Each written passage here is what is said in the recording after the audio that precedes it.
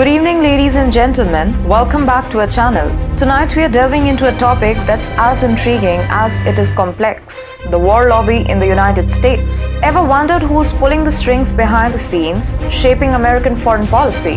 Well, you're in for a wild ride as we uncover the web of influence, politics, and power. Let's jump right in, shall we?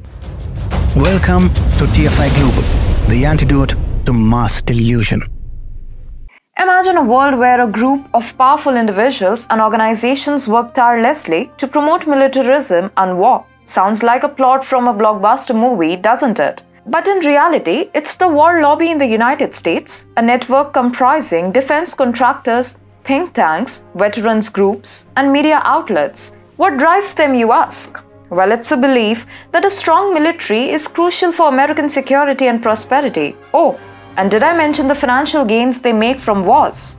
Billions of dollars in government contracts, to be precise. Let's rewind a bit and look at history. Remember the Balkans conflict in the 1990s? The war lobby successfully lobbied the Clinton administration, leading to the bombing of Yugoslavia. Fast forward to the early 2000s, and they persuaded the Bush administration to invade Iraq, resulting in a lengthy and costly war. And more recently, they've been nudging the Obama and Trump administrations towards military intervention in Syria. The war in Ukraine, yep, that too is part of their persuasive efforts.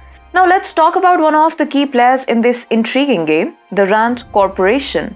Founded in 1948, RAND started as an independent research organization for the Air Force, but quickly became a major influencer in US military policy.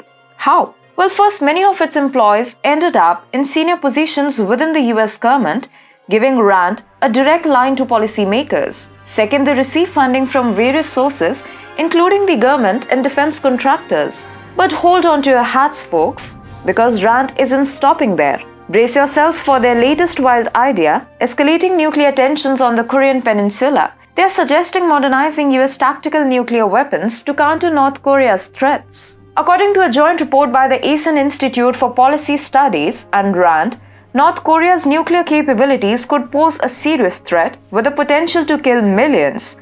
The US and South Korea should collaborate to modernize about 100 tactical nuclear weapons to bolster Seoul's defenses against an alleged growing threat from Pyongyang, according to a recommendation from two defense industry-linked think tanks. North Korea has already established a nuclear weapon force that could pose an existential threat to South Korea's security and is on the verge of establishing a similar threat to the US. The ASEAN Institute for Policy Studies claimed in a report titled Options for Strengthening ROK, that is, Republic of Korea Nuclear Assurance. The study was conducted in conjunction with American military industry lobby group, the RAND Corporation. Now let's shift our focus to the Korean Peninsula. The situation there is tense, with North Korea conducting record numbers of missile tests. The US insists on denuclearization, but North Korea demands the withdrawal of US troops and sanctions lifting. But here's the twist.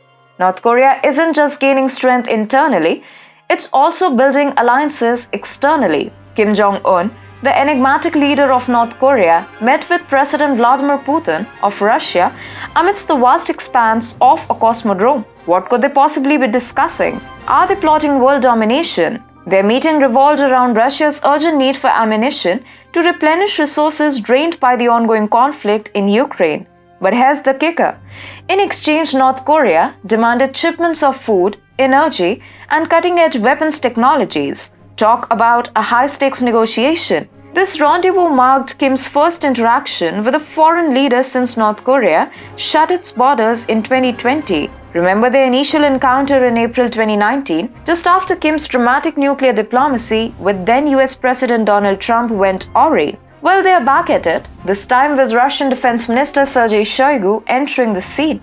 Rumor has it, they are even contemplating joint military exercises, leaving the world on the edge of its seat. Now here's the fascinating part. This alliance isn't just a mere coincidence. Experts believe it's a perfect match of needs. Putin, facing challenges with his weapon inventory, found an ally in Kim, who's feeling the heat for trilateral cooperation between South Korea, the US, and Japan.